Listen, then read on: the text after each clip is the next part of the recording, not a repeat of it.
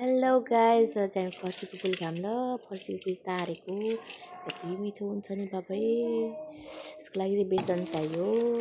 बेसन हालेर बनाउँदा पनि भयो, तर चामलको पिठोमा झन् मिठो हुन्छ, क्रन्ची हुन्छ। तर आज चाहिँ अलि अल्छी गरेर मैले बेसन हालेँ।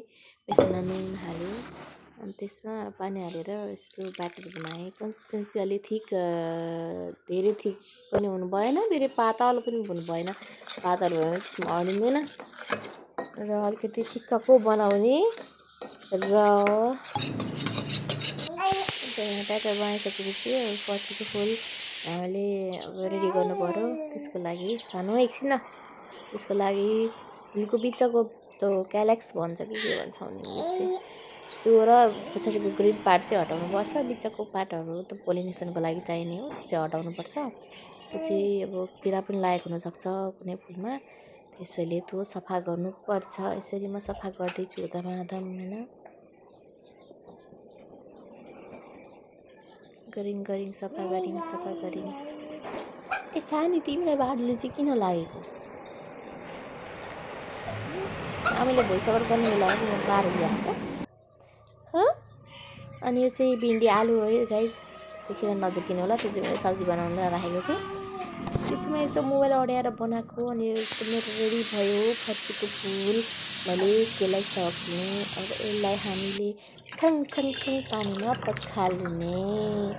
पखालेर हामीले थपक राख्ने हो गाइस। यसरी राख्ने हो अनि मजाले सफा हुनुपर्छ। तर किरामिरा ठुलो केही हुनु हुँदैन, त्यसमा सफा तरिकाले राख्नुपर्छ। अनि यसलाई हामीले जुरुक्क उठाएर अर्को थालमा राख्यौँ, किनभने त पानी तैरिया हुन्छ।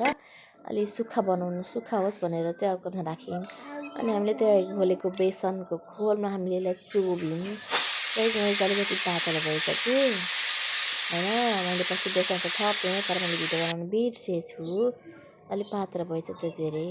अनि कालो कराईमा के भन्छ, कस्तो कलरको कस्तो तेल हालेर तेल हालेर त्यसलाई मैले तारेँ नि।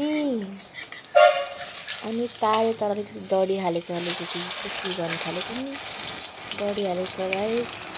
अलिकति डढा, धेरै टाढो होइन, र पनि मिठो हुन्छ नि जस्तो भए पनि। अनि टक्क लगाएर गाइस मैले यसलाई अब निकाल्छु। बिस्तारै सबै तार्ने अनि निकाल्ने, दुईपट्टि मजाले पकाएर निकाल्ने। यति मिठो हुन्छ नि, यति मिठो हुन्छ नि क्रिमी हुन्छ नि,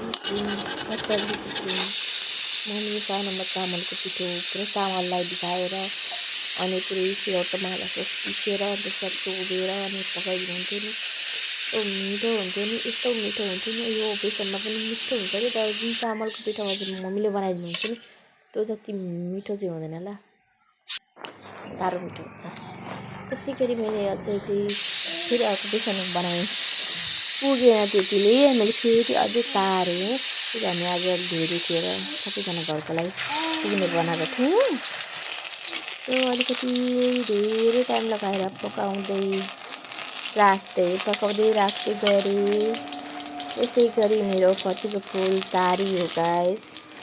यस्तो मिठो भयो के भन्नु भनेर साध्य नै छैन। त्यो सानो लडेको पारा सकिँदैन कहिले सकिँदैन तारेर। यस्तो रेडी भयो गाइस, यस्तो मिठो, के भन्नु।